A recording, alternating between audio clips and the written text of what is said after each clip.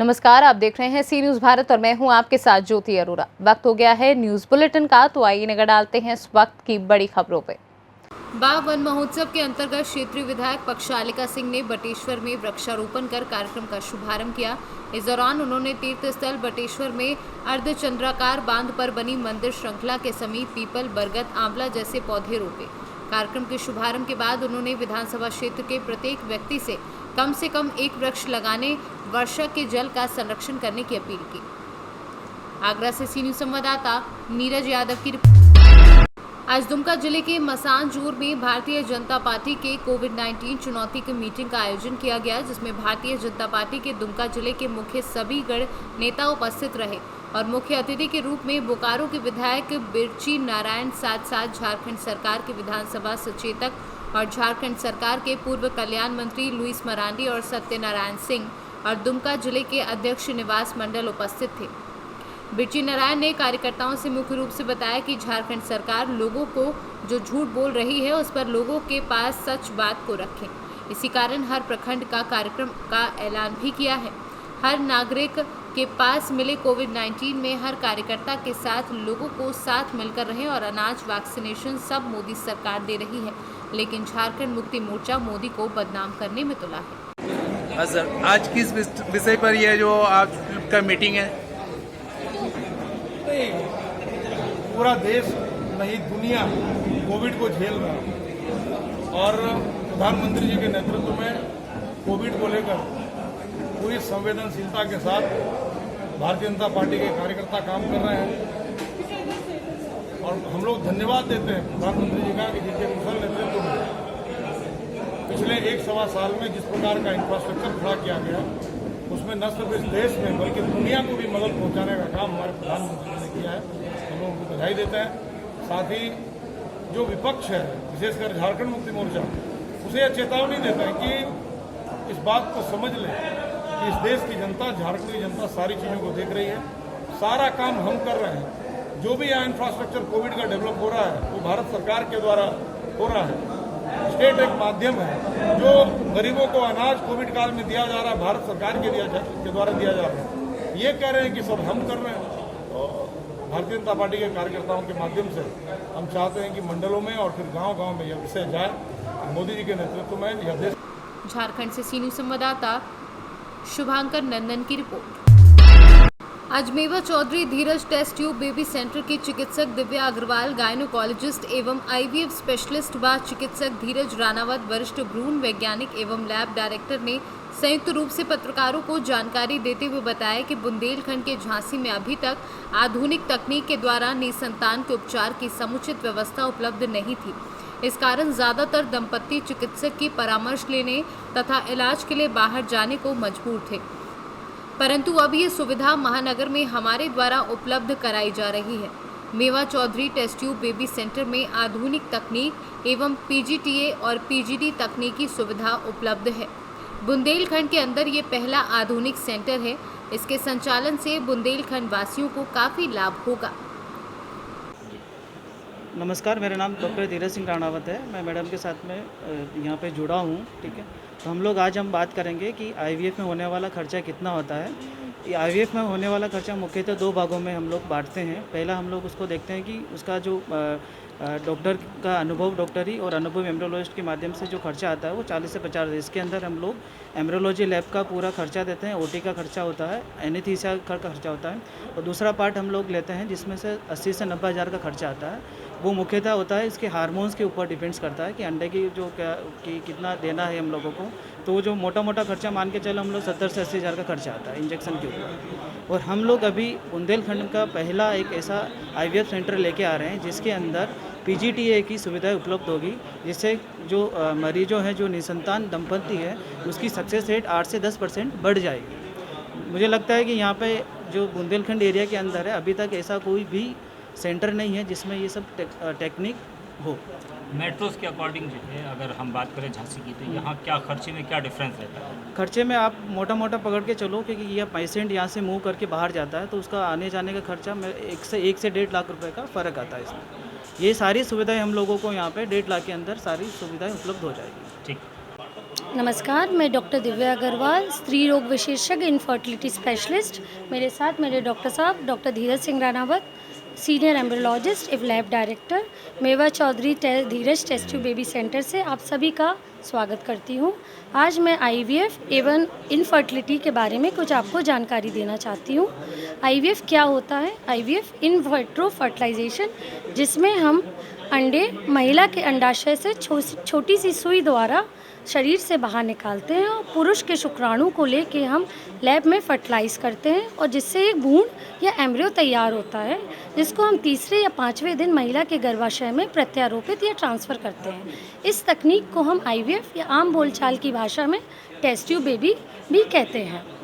अब जानते हैं कि आईवीएफ किन मरीज़ों में कराया जाता है। आईवीएफ जिनके महिलाओं के नसबंदी हो चुकी है, नलें ख़राब हैं या अंडे नहीं बन रहे हैं या पीसीओडी की बीमारी है या शुक्राणु पुरुष के शुक्राणु कम है या बन ही नहीं रहे हैं, 2 से 3 बार आईवीएफ फेल हो चुका है या फिर 2 से 3 बार गर्भ धारण करने के बाद भी गर्भपात हो रहा है, इन मरीज़ों में आईवीएफ कारगर होता है। हम आईवीएफ का सक्सेस करीब 70 से 80% भी बढ़ा सकते हैं। ये किन चीज़ों पे निर्भर करता है? पहला तो एक संक्रमित रहित एम्ब्रियोलॉजी लैब, जिसमें लेटेस्ट टेक्नोलॉजी जो हमारे पास अभी उपलब्ध है, close working chamber, laser assisting hatching, blastocyst culture और इक्सी जैसी सुविधा। और दूसरा एक आधुनिक। ब्यूरो रिपोर्ट, सी न्यूज़। खरगोन जिले में खनन माफिया लगातार नदियों का दोहन करके रेत का स्टॉक करके ऊंचे दाम पर बेच रहे थे, साथ ही छोटे रेत व्यापारियों को परेशान किया करते थे। इसी संबंध में खेड़ची रेत व्यापारी संघ इन रेत माफियाओं के खिलाफ थाने पहुंचे और उचित कार्यवाही के नाम पर ज्ञापन सौंपा। इस दौरान थाना प्रभारी प्रकाश वास्कले से खनिज अधिकारी सावन कुमार के साथ अग्निग्राम पहुंचकर अवैध रेत स्टॉक का जायजा लेकर खबर लगते ही खनन माफियाओं में हड़कंप मच गया, जो मौके से रेत को रफा दफा करते देखे गए। इस दौरान खेड़ची रेत व्यापारियों ने बताया कि राजनीति का सहारा लेकर अवैध रेत माफियाओं द्वारा हमें परेशान किया जा रहा है, जिसकी शिकायत हम पूर्व में भी कर चुके हैं। वहीं थाना प्रभारी और खनिज अधिकारी ने मौके से एक डंपर को हिरासत में लेकर वैधानिक कार्यवाही की बात कही।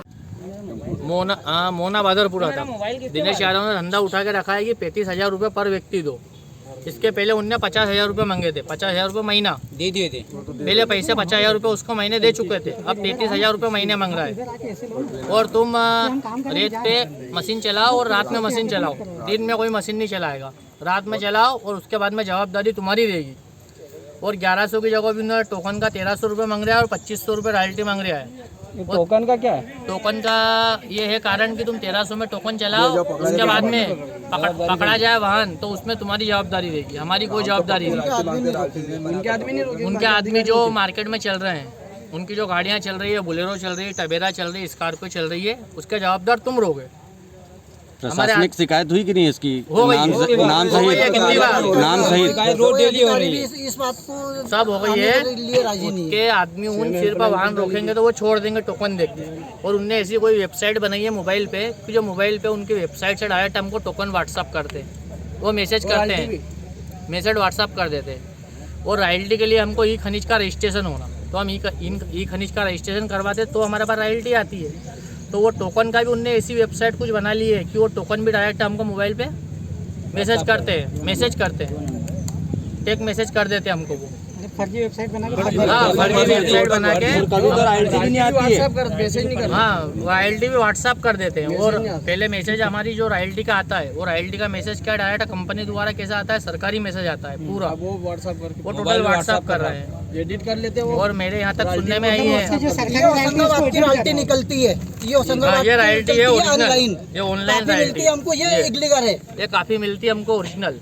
कभी कभी मोबाइल पे नहीं आती है, ये मोबाइल पे मतलब पहले नहीं आती है, ऑनलाइन नहीं निकलेगी इसकी। ड्राइवर को मैसेज मिलता है, उसके बाद में ये काफी वो कंप्यूटर से निकाल के देते हैं। क्या नाम है आपका? आशीष रघुवंशी। ये निकल आती है। अभी कुछ लोगों का मेरे पास फ़ोन आया था कि सर ये नगर पालिका की ज़मीन के पास में अवनी ग्राम में कुछ मतलब कि लोग अवैध रूप से मतलब स्टॉक करके बेचते हैं। इसी संबंध में टीआई कोतवाली साहब के पास कुछ लोग शिकायत करने के बाद गए, उन्होंने मुझसे संपर्क किया, बोले कि एक बार देख लेते हैं। तो हम लोग थाने पे गए, उसके बाद हम लोग यहाँ पर आए, देखा है कि यहाँ पर हमने पहले से परमिशन दी है, तो एक बार उसको हम क्रॉस वेरीफाई कर रहे हैं। अगर उसमें कुछ गलत निकलता है, जांच में गलत आता है, तो उसमें ज़रूर कार्रवाई होगी। इन्होंने अभी कुछ लोगों के द्वारा जो है अवैध उत्खनन किया जा रहा है, इस संबंध में आवेदन पत्र दिया है और अवैध भंडारण के संबंध में शिकायत की है। तो हम लोग माइनिंग वालों को इसका सूचना दे करके और खरगोन से सी न्यूज़ संवाददाता प्रकाश प्रजापत की रिपोर्ट। जनपद कानपुर देहात के थाना मूसानगर अंतर्गत रविवार को अपर पुलिस अधीक्षक ने फायरिंग बट परिसर में पौधारोपण किया, साथ ही क्षेत्र का अवलोकन कर आवश्यक दिशा निर्देश दिए। चपरघटा के अकराबाद स्थित जिले की फायरिंग बट स्थल में रविवार अपर पुलिस अधीक्षक घनश्याम चौरसिया ने वृद्ध वृक्षारोपण अभियान के अवसर पर पौधारोपण किया। उन्होंने पीपल, जामुन, अमरूद आदि के पेड़ पौधे लगाए। पौधारोपण के बाद उन्होंने बताया कि पौधे लगाने के साथ साथ उनका संरक्षण करना भी अनिवार्य है ताकि वह जीवित रह सके। प्रत्येक नागरिक को अपने जीवन काल में समय समय पर पौधारोपण करना चाहिए, जिससे पर्यावरण का संतुलन बना रहे और शुद्ध वायु मिलती रहे। कानपुर देहात से सी न्यूज़ संवाददाता संतराम सिंह की रिपोर्ट। सामुदायिक स्वास्थ्य केंद्र में प्रत्येक सोमवार को सुपरिचित महिला रोग विशेषज्ञ डॉक्टर आस्था त्रिपाठी मरीजों को देखने का कार्य करेंगे। इसके अलावा प्रत्येक रविवार को रामचंद्र मिश्रा के प्रयास से जनपद के सुप्रसिद्ध बाल रोग विशेषज्ञ डॉक्टर संजय मिश्रा 2 से 4 तक मरीजों को देखेंगे। यही नहीं, बृहस्पतिवार को प्रसिद्ध बाल रोग विशेषज्ञ डॉक्टर नर्सिंग होम 8:30 बजे से 10:30 बजे तक सामुदायिक स्वास्थ्य केंद्र पर मरीजों का परीक्षण करेंगे। जो यहाँ टाइमिंग ली गई है, लगभग कितने दिन चलेगा ये? हमारा आवश्यकता के अनुसार रहेगा कि हमेशा के लिए रहेगा? अभी तो जब तक हम चल पाएगा हमसे चलता रहेगा। हमारा पूरा प्रयास रहेगा ज़्यादा से ज़्यादा दिन तक हम यहाँ आते रहें और इस तरह के कार्य करते रहें। मिश्रा जी से सर आपने समय स्पेशल मांग के लिया है या मिश्रा जी के कहने पे आए हैं, अनुरोध पे? मिश्रा जी के अनुरोध पे हैं। जी। मुलाकात हम लोगों की रोज होती रहती थी। जी। उन्होंने हमसे कहा कि आप समय दीजिए, तो भी लगा कि एक नेक कार्य कर रहे हैं, उसमें सहयोग करना अच्छा रहेगा। तो मुझे भी अंदर से मुझे भी बड़ा अच्छा लग रहा है। कम से कम हम लोग के शेड्यूल से तो ये थोड़ा अलग सा है और सौभाग्य सबको मिलता भी नहीं है। नहीं, ईश्वर की कृपा है और क्या। बीच में वहाँ पे सहयोग कुंज में रोटरी क्लब की तरफ से जाते थे, लेकिन अब कोविड काल के चक्कर में वो बंद हो गया है। कोविड के चक्कर में वहाँ सब तो अच्छा था, समय का सदुपयोग हो जाएगा हमारे। और इसलिए मेरा प्रयास यही रहेगा, जब तक मेरे संभव है मैं ज़्यादा से ज़्यादा समय तक आता रहूँ। आज फर्स्ट डे सर आपको यहाँ काम करके कैसा लगा? अरे पूछने की बात है, बहुत अच्छा लगा। और थैंक यू सर। सुल्तानपुर से सी न्यूज़ संवाददाता मनोज कुमार पांडे की रिपोर्ट। फिलहाल के लिए न्यूज़ बुलेटिन में बस इतना ही। देश दुनिया की तमाम बड़ी खबरों के लिए आप देखते रहिए सी न्यूज़ भारत।